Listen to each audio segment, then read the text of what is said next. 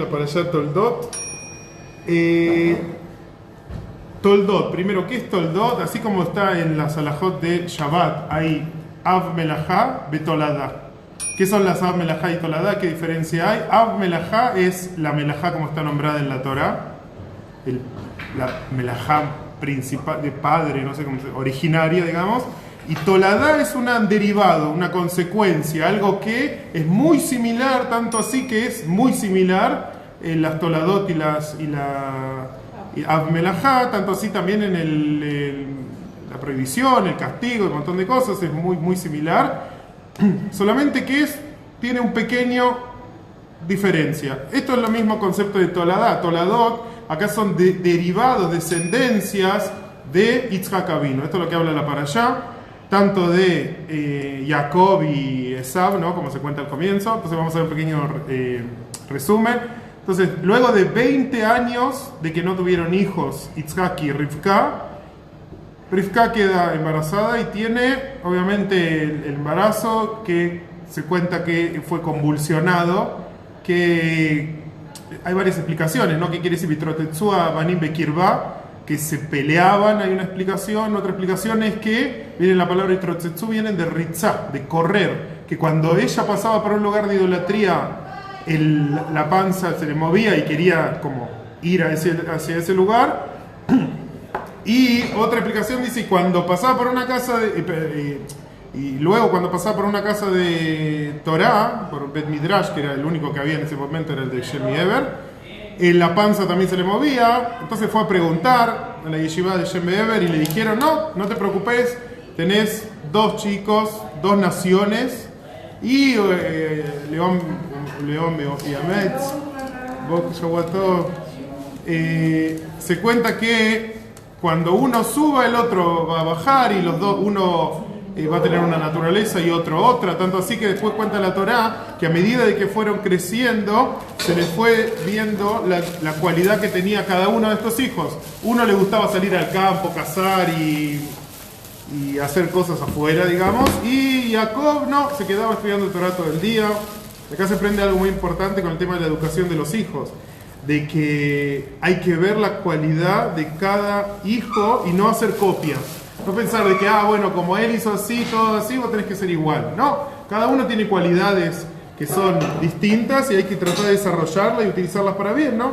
Y Yitzhak nunca se quejó, al contrario, de hecho Esav era el preferido.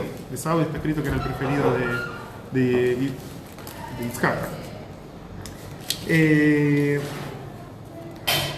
Se cuenta, ¿no?, cómo se vendió la primogenitura de Esav, que un día volvió Esav del campo. Ese día cuentan los sabios que es el día que cumplieron 13 años, que fue el día que falleció Abraham Avinu.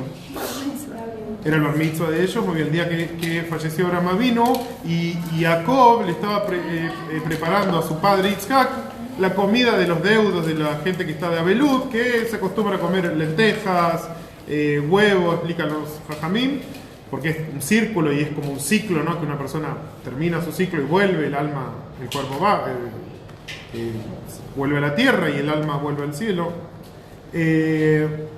Y él vino hambriento y le dijo, dame de comer eso. Hay todo un midrash que explica que en realidad estaba diciendo que iba a morir por el servicio de los primogénitos. Sabemos que en la Torá los primogénitos son los primeros sacerdotes. Todo primogénito estaba destinado al servicio divino. Y él, por ser primogénito también, y dijo, mira, todas estas alajot que hay en los kohanim y los servicios, los korbanot, yo me voy a morir, pero a causa de la primogenitura, la causa de que no voy a hacer todas estas cosas que me pide la Torá. Entonces ahí le vendió por un plato de lentejas, no sé cuánto, Esav la primogenitura a Jacob. Luego se cuenta que Yitzhak fue a vivir en Gerar, en donde estaba Abimelech, y ahí pasó la historia también con Rivka, que dijo que era su hermana, y después los vio que estaban juntos y dijo, ¿por qué no me avisaste? Y bueno, como lo mismo que había pasado con Abraham, con Sara. Un día llega ya era anciano, Yitzhak, y quedó ciego, y le pidió a su hijo Esav que le traiga algo rico para comer.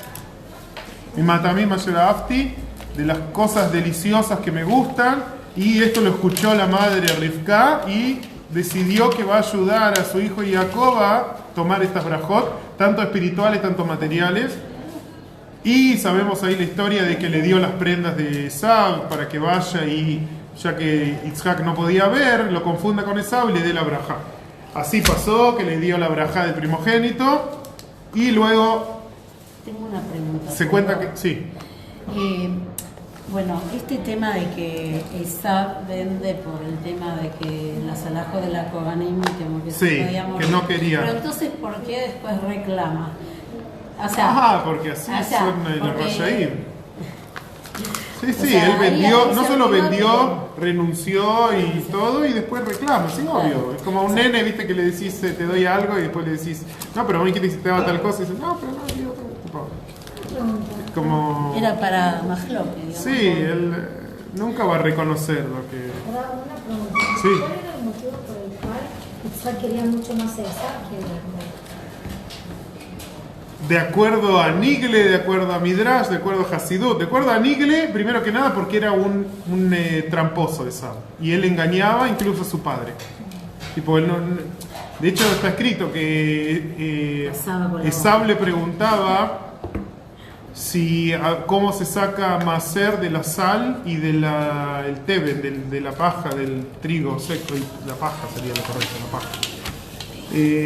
¿Para qué? Para que piense que un medakdek va mitzvot, que él es cuidadoso con las mitzvot. Entonces le pregunta al Rebe, ¿qué quiere decir que va a pensar que estudia mucha Torah si le pregunta si saca maser de la sal o de la paja? Entonces explica al Rebe que no, que justamente una persona muy filosa podría preguntar esto. ¿Por qué? Entonces explica que ¿cuál es la cualidad? Es cierto que la sal y la paja no son, uno que no es alimento de humano, no hace falta macer, y otro no es un guidul carca, no es algo que crece de la tierra, entonces tampoco hace falta macer. Entonces dice, no, porque yo hubiese pensado que es cierto que no se da macer de todas las cosas que no son, como dijimos, pero por cuanto que la sal... Alguna comida que no tiene sal puede ser la mejor comida, pero le falta la sal, le falta lo más importante, le falta el gusto. Alguien puede tener una comida muy muy buena y sin sal va a ser otro gusto. Entonces, por cuanto que es importante, puede ser que se dé macer porque por la importancia que tiene. Y lo mismo el teben. El teben, si no se pone en el barro, la casa se cae. Es algo que es muy muy bajo, muy barato, pero si no está, es algo fundamental de la casa. Entonces por eso él lo engañaba. La paja, sí. Entonces, si no se pone, es fundamental para la casa. Entonces dice, capaz que de ahí sí hay que dar macer. Entonces él decía, por cuanto que es importante, hay que dar, hay que agradecerle a Hashem, hay que dar macer. Entonces él lo engañaba a Yitzhak, lo engañaba, le hacía creer que él se ocupaba también de cosas del mundo, pero también de Torah. Y según Hasidut, no, por la raíz espiritual que veía justamente en Esab, que eso lo vamos a ver en la sijá ahora después de Hashem, que la diferencia entre Jacob y Esab. Entonces termina la parasha. Recibe la bendición Jacob y obviamente Esab se enoja mucho y promete matar a su hermano Esab, Jacob, perdón, pero si hay algo que tenía Esab era honor a los padres. Él honraba a los padres. Jamás hubiese hecho nada en contra de su hermano todo el tiempo que su padre estuviese vivo. Por eso se dice que los sabios dicen que él esperaba el día de la muerte de Yitzhak para poder matar a Jacob. Entonces la madre sabía esto y le dijo, escapate, ese es el momento de escaparte. Y le dijo que se vaya a la tierra en Harán, en donde estaba su tío, el hermano de Rivka, Labán.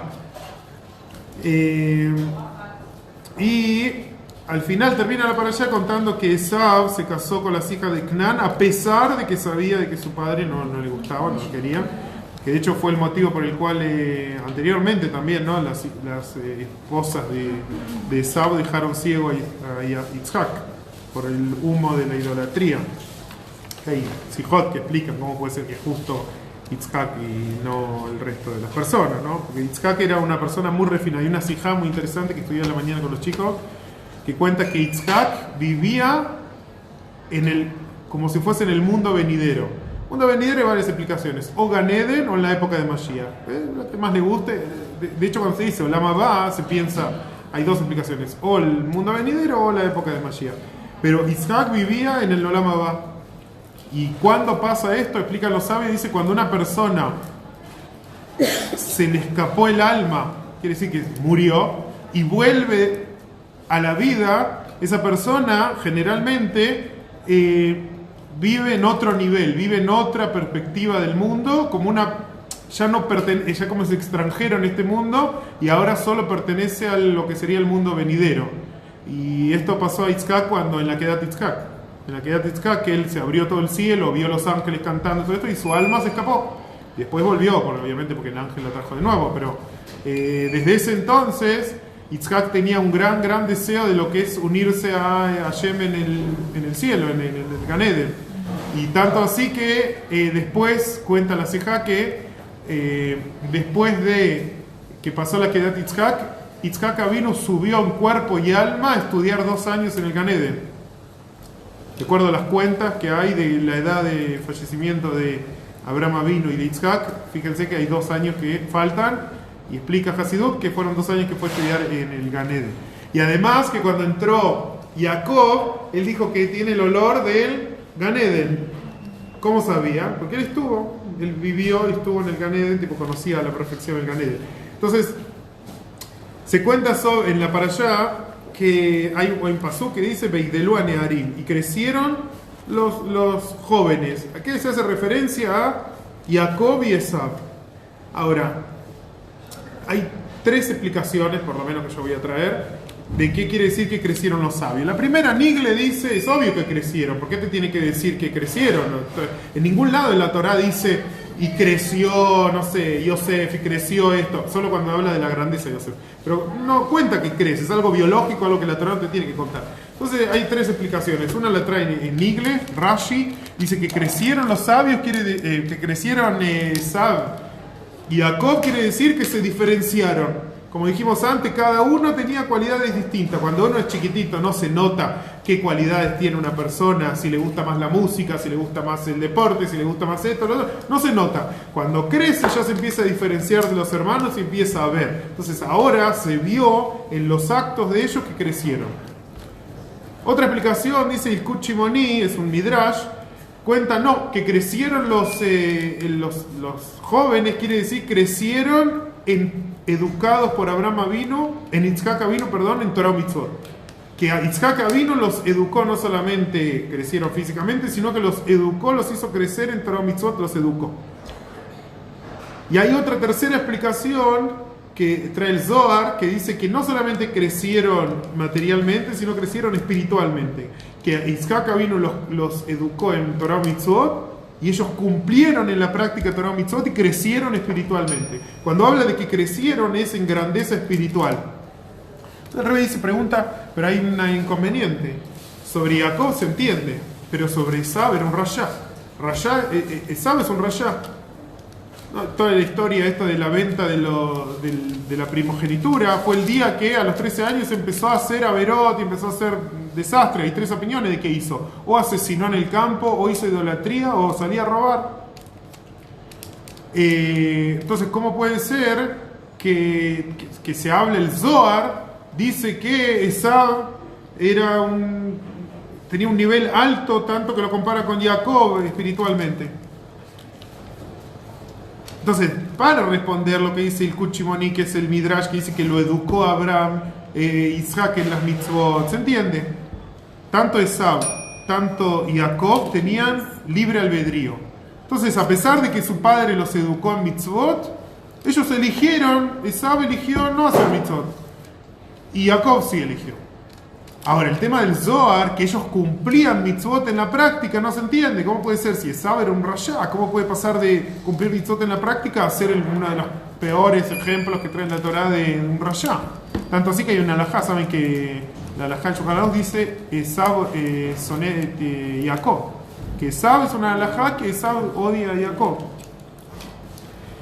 Entonces, para entender esto, trae un poco antes lo que se cuenta la historia se cuenta así, dice que el Midrash dice que el alma de cada uno de nosotros, el alma de un yudí, cuando está antes de nacer, está en el Gan Eden y estudia Torah.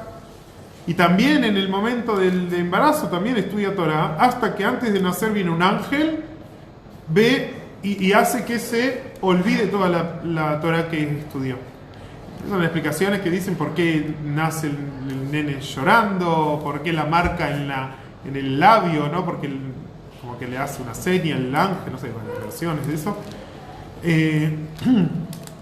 Y ahí se olvida toda la Torah que estudió su alma en el Gan Eden. Ahora, gracias. Ahora después vamos a contestar para qué estudió tanta Torah el alma si después se le van a hacer que se le olvide. ¿De qué mérito tiene, qué premio tiene estudiar tanto y después hicieron que se le olvide? Pero antes, cuentan los sabios, como dijimos antes, que en el vientre de Rivka los hermanos mostraban una inclinación, Jacob una inclinación hacia el estudio de Torah y Esaú una inclinación hacia la idolatría, ya desde el vientre de la madre. Entonces no se entiende cómo puede ser, refuerza más la pregunta de que digan posteriormente de que crecieron los jóvenes, quiere decir que crecieron espiritualmente. Si dijeron los sabios que Esaú tenía inclinación, tenía una tendencia a hacer idolatría,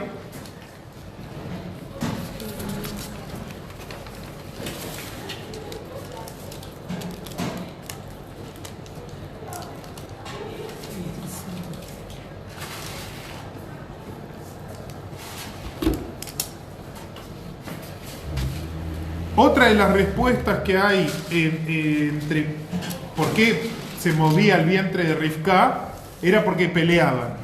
Toda su vida pelearon. De hecho, después se querían matar, vieron con arco y flecha. Esaú quería matar a Jacob. No se quería matar, perdón. Esaú quería matar a Jacob. Y una de las cosas que explican los sabios es que peleaban en el vientre. Dice, ¿por qué discutían? Una lucha, pelea por los mundos. ¿Qué mundo? El mundo venidero y este mundo. Entonces uno diría, bueno, está bien, eso es lo que dicen los sabios, pero ahí lo que no se entiende. Aparentemente, ¿cuál quería qué mundo? Esaú aparentemente quería este mundo y Jacob quería el mundo venidero. Es como decir que dos personas pelean porque yo quiero esto y él quiere eso. No, pero yo quiero esto. Y él dice, no, yo quiero esto. Ok, no están discutiendo porque cada uno quiere algo distinto. No hay lógica de que estén peleando si uno quería solamente este mundo y el otro quería solo el mundo venidero. Entonces el Rebbe dice, no. En realidad, tenemos que decir que cada uno quería tanto una parte de este mundo y una parte del mundo venidero. La diferencia es cuál es lo principal, que es el Ikar. Si el Ikar, lo principal es este mundo, lo principal es el mundo venidero. Esaú quería también parte del mundo venidero y este mundo. Y Jacob quería también parte en este mundo, a pesar de que lo que más quería era el mundo venidero. ¿Qué quiere decir todo esto? Shavuot.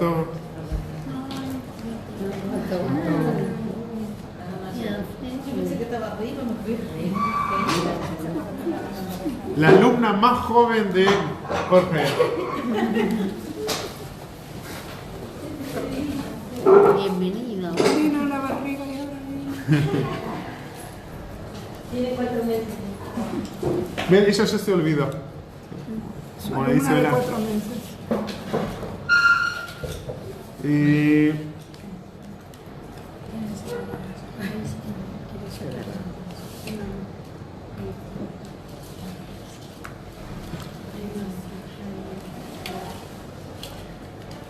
Entonces explica Hasidut que los patriarcas, ¿por qué son patriarcas? Solamente llamamos a Abraham, Isaac y Jacob patriarcas. ¿Pero por qué son patriarcas? Porque ellos marcan el camino y el servicio que vamos a tener el pueblo de Israel a lo largo de la historia. Ellos nos dan la fuerza y abren los canales y los portones para poder hacer lo que Hashem nos pide. Entonces, no se entiende, de nuevo, cómo se llama a Jacob junto con Esaú una descendencia. Empezamos diciendo que la palabra descendencia, toladá, toldot, es una un derivado de Yitzhak Avinu. ¿Cómo puede ser que de Yitzhak Avinu, que es un patriarca, que todas las cosas son en suma perfección y todas las cosas son medidas y todas las cosas son merkabá, son una carroza de Hashem, de ahí se diga, los sabios, que una de las descendencias, una de los derivados de Yitzhak Avinu es Esav? No se entiende. Y lo mismo que dijimos de que el Zohar lo llama que era un tzadik. No se comprende. Entonces ahora empieza el Rebbe a contestar. Primero nos marca todas las preguntas y ahora empieza a contestar. Entonces para eso trae el Rambam. El Rambam explica que hay dos tipos de servicio a Hashem. Hay un servicio a Hashem que se llama Hasida Meulé, que es el Hasid, la persona bondadosa en excelencia, podríamos decir, que es una persona que naturalmente tiene tendencia a servir a Hashem, Torah Mitzvot. Hace el bien, es bueno, Hasid Meulé y vino rápido. Es una persona que es buena, que tiene por naturaleza, es bondadosa, hace bien a los demás, altruista, desinteresada, todas las cualidades que quiera. Eso es Hasida Meulé, eso es una de las formas de servicio a Hashem. Otra forma se llama Akovesh et Yitzro, el que conquista su instinto al mal, estamos diciendo obviamente. ¿Qué quiere decir?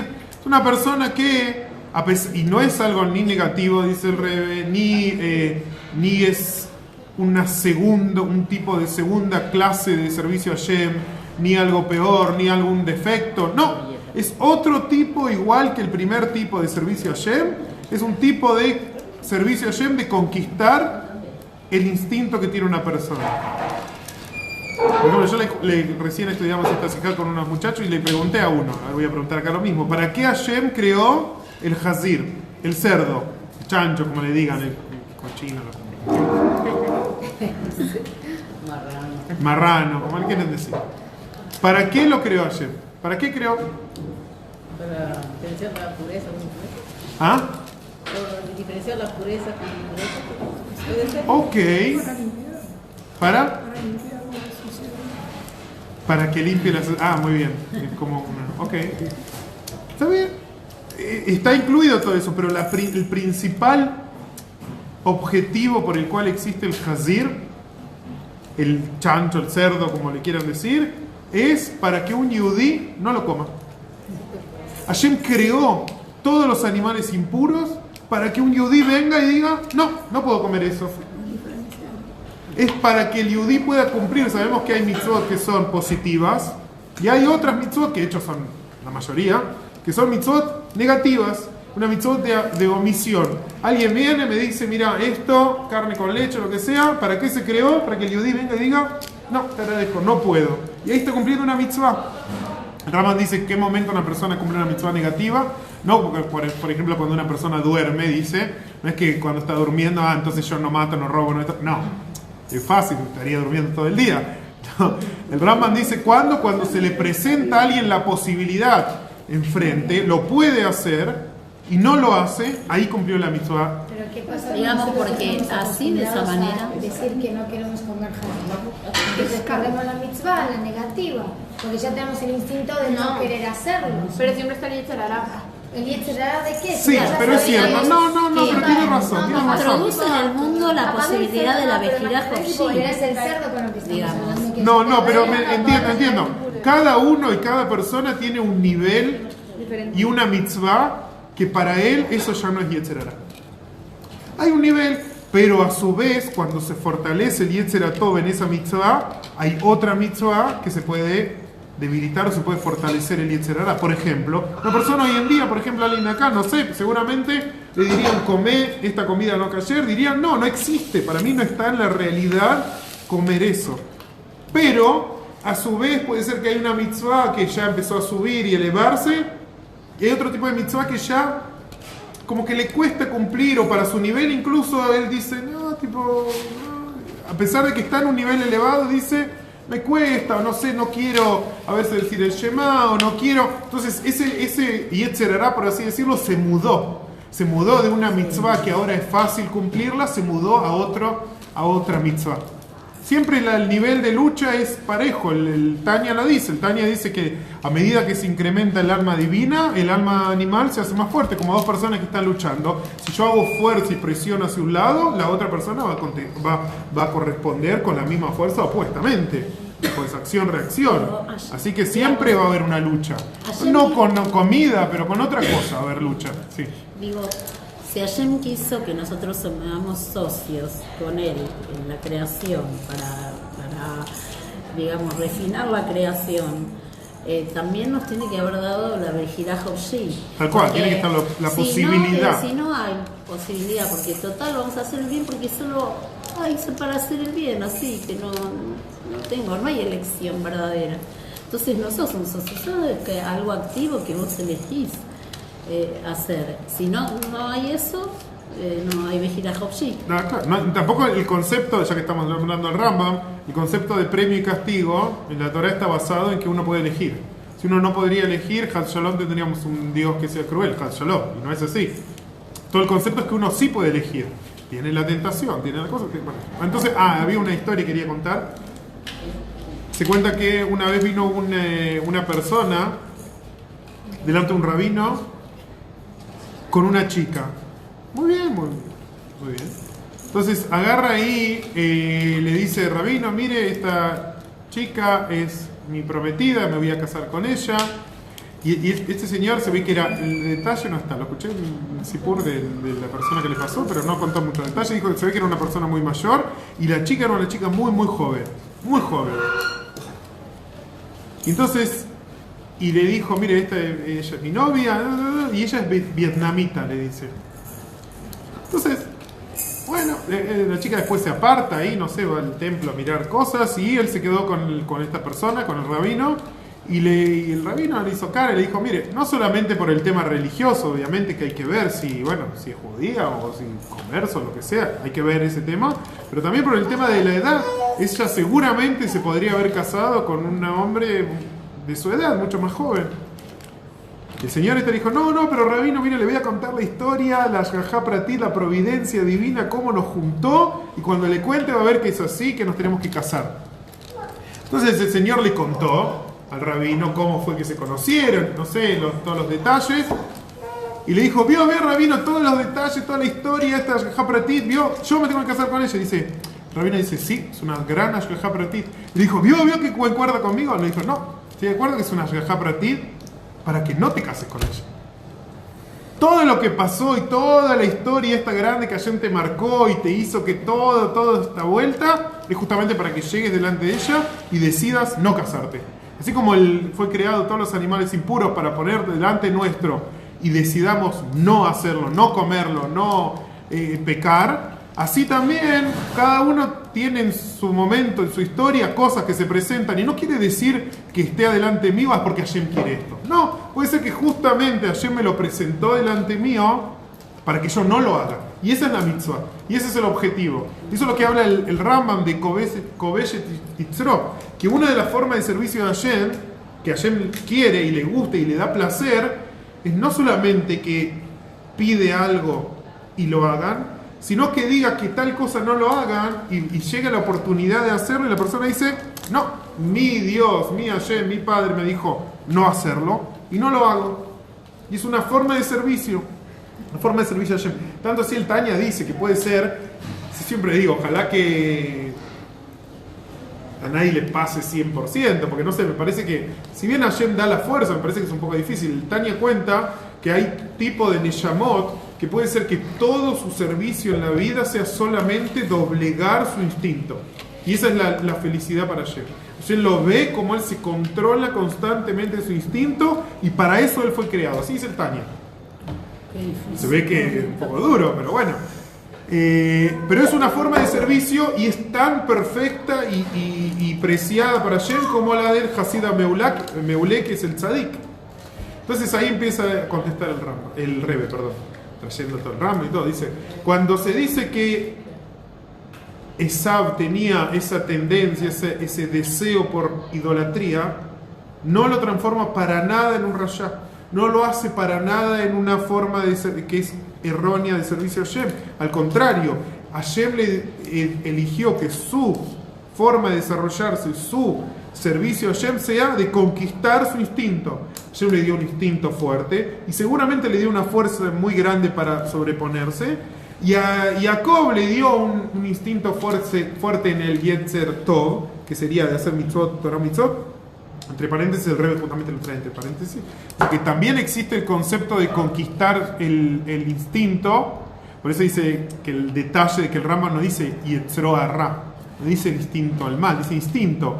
¿Por qué? Porque también puede darse en este caso no sería el tzadik, sería como el Beinoní o el tzadik berralo, que una persona también existe un esforzarse en el tema de cumplir mitzvot. Puede ser que a una persona le guste estudiar, pero yo estudio y cuando veo que pasé 3 páginas, dejo, ya está, ya es hora de dormir. Entonces hay también un conquistarse también en esforzarse en hacer más de lo que uno está acostumbrado. Y eso también es un kovesh yitzro. En Bedakut, tipo... Como eso del 100 y 101. Tal cual. Como el ejemplo del sus, de los burros, ¿no? Los camellos. Cada uno con su...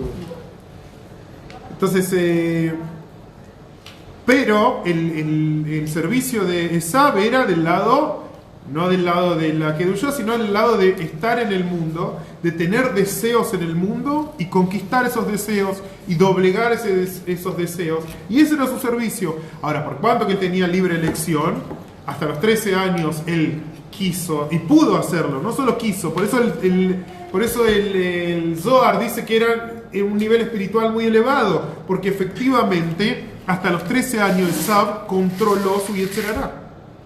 No hizo idolatría, no mató, no robó, no hizo nada. A los 13 años ya, y por eso fue el motivo que dicen los sabios que falleció, que Hashem tomó a Abraham Avinu para no ver lo que hizo en la práctica de Esav. Dafka dicen lo contrario, que hasta los 13 años uno no recibe la Neshama, que lo controla ese Yetzer Hará. A que no tenía la posibilidad, y bueno, y ahora mucho más entonces. Entonces que lo está haciendo, puede hacer a Berot, que lo, o sea, entre comillas. Sí. A los 13 años ya es como que lo matiliman la Ol, que le ponen el rol de las mitzvot. Ya tiene eso va a Claro, pero no quiere decir que la persona no es que no pueda hacer averot, lo que quiere decir es que es más la persona, la Torah es más comprensiva en el sentido de que no se puede dominar. Y sin embargo acá vemos por el nivel que tenía Esav que sí se podía dominar. O sea, es peor todavía, que después de los 13 ya no se dominaba, por eso se llama que es un rayá. ¿Por qué la Torah lo llama rayá después de los 13 años? Porque a pesar de que tenía la fuerza y a pesar de que lo hizo, desde los 13 años en adelante salió en Tarbut Ra. Ya no quiso más controlar su instinto, no quiso. Por eso se llama rayá, efectivamente. Él tiene la fuerza, tiene la posibilidad y no quiso hacer el mal. Era un adolescente rebelde. Sí, era culpa de Esav, 100%. Pero si Esav no tenía culpa de todo el dominio que tenía en su cuerpo era demasiado... No, pero ahí está, a medida de que está la prueba, está la fuerza. Bueno, y estaba la prueba también, y él tenía la fuerza para pasarlo.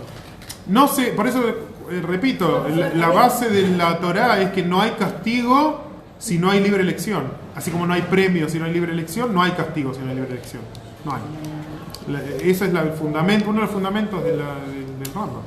Entonces, se entiende de que en realidad es lógico que el Zohar dice que eran tzadikim, por así decirlo, hasta la edad hasta que crecieron. ¿Por qué? Porque cada uno hacía su servicio. Jacob se esforzaba y estudiaba Torah y cumplía mitzvot, y Esav se controlaba a pesar de tener un instinto tan bajo como el de la idolatría. Se controlaba. Esav se controlaba y no lo hacía. Y esa era fue su bendición y su desgracia, que después se dejó llevar por ese instinto y hizo cosas muy graves después. Ahora, al final, el Rebbe cuenta tenía otra historia, perdón.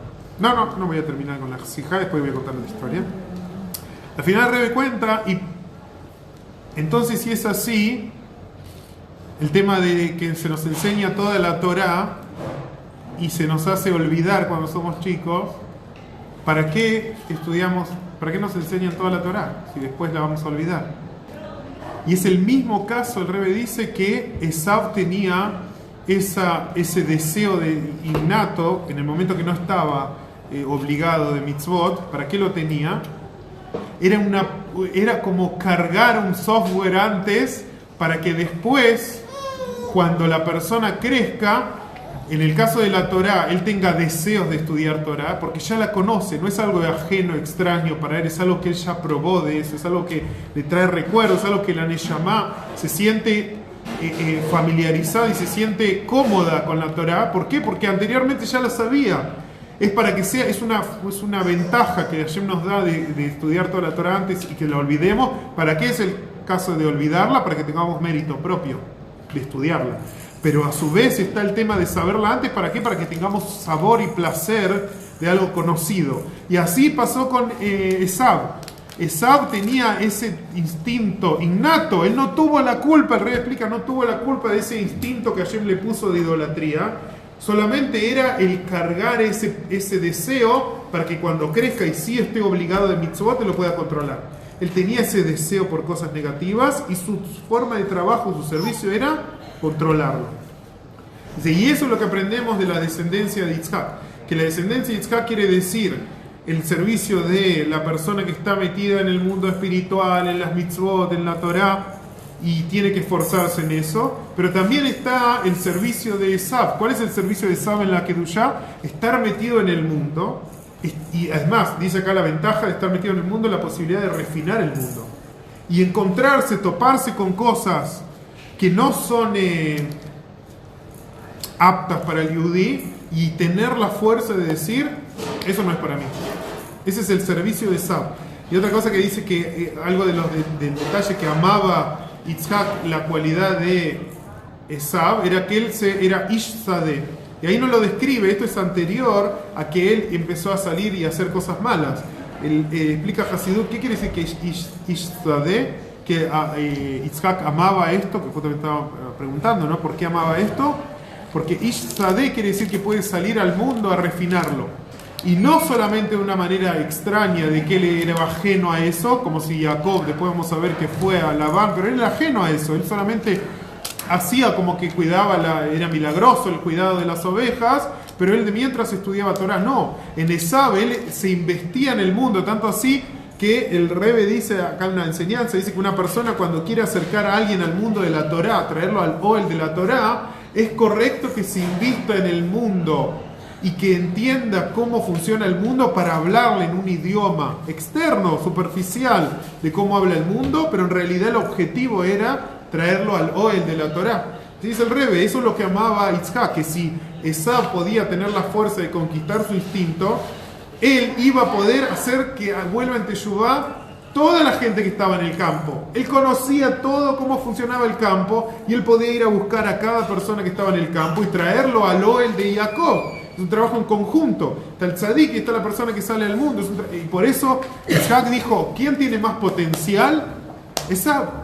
Esav, si hace el trabajo que tiene que hacer, Esav sabe, domina el mundo, domina las cosas materiales y él puede traer a las personas en Teshuvá. Y ahí ese es el final de la Sijá. Ahora quería contar una historia en relación a la parashá. Se cuenta que en una ciudad pequeña, había una persona que le gustaba hablar y contar cosas de los demás. En general, llevar chismes de un lugar a otro. Una vez le tocó que había una persona de negocios que tuvo un inconveniente con otra persona, una confusión, lo que sea, algo malo, chico, y esta persona se enteró y empezó a contar. Primero contó a la familia, después contó a los amigos, al vecino, llegó al Beit Knesset y contó ahí lo que había hecho tal persona de negocios. Y así se expandió y todo el mundo llegó a escuchar esto negativo de esta persona. Hasta que llegó a los oídos de esta propia persona que hablaron de él. Le contaron, ¿no? Mirá, ¿sabés que tal persona así? No sé, llegó a los oídos de él. Entonces esa persona obviamente se puso triste y se enojó. Y fue a hablar con el rabino. Y dijo, le contó al rabino de la ciudad que tal persona había hablado mal de él y que se expandió por todos lados y que la gente ya no quiere hacer más negocios con él. Porque por algo chiquito, que es cierto que tuvo un inconveniente, pero ahora nadie, ya todos se alejan de mí, nadie quiere hacer nada, con ningún negocio conmigo. Entonces el rabino manda a llamar a esta persona, a la persona que habló esto, que divulgó esta cosa, y le dijo que pasó tal cosa y que vino tal persona a hablar, que dice que usted contó, y la persona se avergonzó mucho y dijo, disculpe, no sabía, yo pensé que le conté a 2, 3 personas nada más en el Betacneset y nada más. Pero disculpe, rabino, yo quiero volver en Teshuvá, no voy a hacerlo más, dígame cuál es el arreglo, cómo lo puedo arreglar. Entonces el rabino agarró y le dijo, bueno, vaya, ¿tiene en su casa una almohada de plumas? ¿Almohada de plumas? Sí, tiene una almohada de plumas. Fue y le sacó a la esposa, pobre, la almohada de plumas. Trajo la almohada de plumas delante del rabino y le dijo, bueno, ahora ábrala. Le dio un cuchillo, ábrala, ahora saque todas las plumas. La persona no entendía, dijo, bueno, ese es el ticún que me dio el rabino. Empezó a sacar todas las plumas, estaban las ventanas abiertas, había viento, empezaron a volar, todo el cuarto por todos lados estaba lleno de plumas, y se volaron todas las plumas, se fueron por todos lados. Y le dijo, ya está, rabino, ese es mi ticún. Le dijo, no, ahora tome todas las plumas y vuelva a ponerlas en la almohada. Y el señor le dijo, no, pero rabino, es imposible, ¿cómo? Tal vez si me tomo muchísimo tiempo, las plumas que quedaron en la habitación las puedo juntar después de mucho tiempo. Pero las que se volaron, las que se fueron por afuera, el pasillo, por todos lados, es imposible. Le dijo, eso es lo que hace una persona cuando cuenta algo. Uno piensa que puede, bueno, lo conté acá en mi entorno chiquitito, pero no sabe hasta dónde puede llegar. Es casi imposible que eso que se divulgó vuelva y aclarar de nuevo que no fue tan así. Es muy difícil, por eso es la importancia de el hablar, no hablar estas cosas y hablar siempre bien de otra persona. Entonces, y ahora le dijo el rabino, ahora anda y trata de decirle a la mayor cantidad de personas que pueda que no fue tan así, que es una persona buena, que es honesta, que es lo otro. Y lo hizo. ¿Qué tiene que ver esto con la parashá? Se cuenta en la parashá que Yitzhak quería darle la bendición a Esaú. ¿Por qué? Una opinión porque era el más querido, otra opinión porque era el más elevado, otra opinión simplemente por el destino. ¿Qué era el destino? Que él nació primogénito. Era lo que correspondía. Así como después más adelante vamos a ver que cuando casó primero a Lea y no a Rachel, no se podía oponer Jacob. ¿Por qué? Porque esa era la costumbre del lugar. Así es como se hacen las cosas. Así también el padre tenía que bendecir al primogénito, más allá de que haya vendido, y más allá de que sea un rayá, y más allá de todo lo que quieran, era lo correcto que había que hacer. Ahora, tanto Hashem mismo, tanto puede ser que Yitzhak mismo no quería bendecir a Esaú, pero no sabemos. Pero Hashem seguro que no quería, porque si no, no hubiese permitido. Ahora hizo una de las explicaciones por cuál quedó Yitzhak ciego. Una de las explicaciones en la Gemara es para que pueda Jacob tomar las brajot que les correspondían, porque él iba a ser la descendencia del pueblo de Israel. Entonces Hashem hizo un milagro, por así decirlo, de dejar ciego a Yitzhak para que se pueda confundir con honestamente. ¿Qué quiere decir se puede confundir honestamente? Que no le van a decir que él hizo algo indebido porque estaba ciego, no podía verlo. Entonces hizo un milagro de que quede ciego para que pueda tomar la brajá Jacob. Entonces hay una pregunta muy sencilla. El Rebbe dice, pero si hizo ese milagro y que es algo tan molesto, obviamente, seguramente Halshaló, que nadie sepa lo que es estar ciego, ¿no? Pero algo que un impedimento tan grande, ¿por qué directamente no hizo Hashem que Yitzhak se dé cuenta de quién en realidad era Esaú? De acuerdo al Nigle dijimos que Esaú engañaba a Yitzhak. Él le aparentaba una cosa y sin embargo por otro lado hacía otra cosa. ¿Por qué no le dio ese Ruach HaKodesh, ese entendimiento para demostrar y para que vea, así como lo hizo Rivka, de que Esaú no era bueno, de que Esaú hacía idolatría, que mataba? ¿Cómo le va a bendecir? Le va a potenciar la fuerza que tenía Esaú. Cuando ni bien vea lo malo que hacía Esaú, no iba a querer bendecirlo. Y sin embargo, Hashem decidió enceguecer a Yitzhak y no mostrarle las cosas malas que hacía Esav. Hashem quiso no contar ni siquiera la Yonará de un rayá como Esav y que lleguen las bendiciones de otra manera, de otra forma. Hashem no quiso contarle a Esav y hacer sufrir a un padre diciéndole que su hijo era malo. Yitzhak seguramente murió, no sé, pero seguramente falleció pensando que tanto Jacob y tanto Esav eran como hijos buenos y correctos como se debe. Y Hashem no quiso contarle esto. Y Hashem prefirió hacer que vuelva ciego y todo para no contar nada malo, incluso de un rayá, incluso algo cierto, incluso algo necesario. No podía recibir las brajot Esav, no podía. Se iba a potenciar algo muy el mundo de Tou que iba a explotar, pero bueno. Y Hashem decidió otro camino, con total de no contar algo negativo, Shalom, de otra persona. Decidió hacer toda esta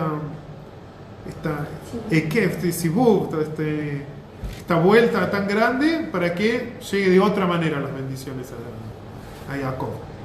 Como yo siempre digo, y con esto termino, siempre cuando alguien me cuenta Haz Shalom, hace poco recibí una noticia algo grave, algo de la familia de mi cuñado.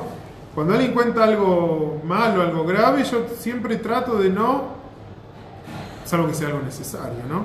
De no transmitirlo, de no contarlo. Porque las cosas malas, lamentablemente, siempre llegan y siempre vienen y siempre por algún lugar se van a saber, pero a veces uno puede elegir ser el canal o el medio para transmitir eso, y a veces mejor elegir no. Tipo, no estoy hablando del caso necesario, ni omitir, ni ocultar, ni nada. Shalom, estoy hablando de, a veces uno cuenta porque sí cosas que son negativas o malas, y no es necesario, no hace falta. Que uno no seamos canales o medios de transmitir cosas negativas o cosas malas, que eso los medios lo encuentran, no se preocupe que los medios se encuentran para llegar a eso. Que siempre podamos transmitir cosas buenas, deseos buenos hacia los demás y pensar bien hacia los demás, que explica Hasidut que cuando uno piensa bien hacia los demás, eso le da fuerza a la otra persona de realmente ser bueno en el aspecto que uno piensa en general. Se dice que el Rebbe siempre pensaba en los Hasidim. La mayoría de los milagros que pasaban cuando pasaba algo milagroso a un Hasid, a un Shliach en el mundo, ahora que venimos del Kinos de Shluchim, es en el momento que justo el Rebbe pensaba en ese Hasid, o preguntaba, o le decía, me acordé de vos, o algo, o preguntaba por tal persona, ¿sí? Entonces, así que siempre pensar, no solo no decir cosas negativas a otra persona, sino cosas positivas y pensar cosas positivas de los demás. Que tengamos el mérito de aprender de... Yo pasé una tristeza muy grande, muy dolorosa pasé. Y me iba al cote. Yahdidai, yahdidai, yahdidai, yahdidai, yahdidai, yahdidai, yahdidai, yahdidai, yahdidai, yahdidai, yahdidai, yahdidai, yahdidai, yahdidai, yahdidai,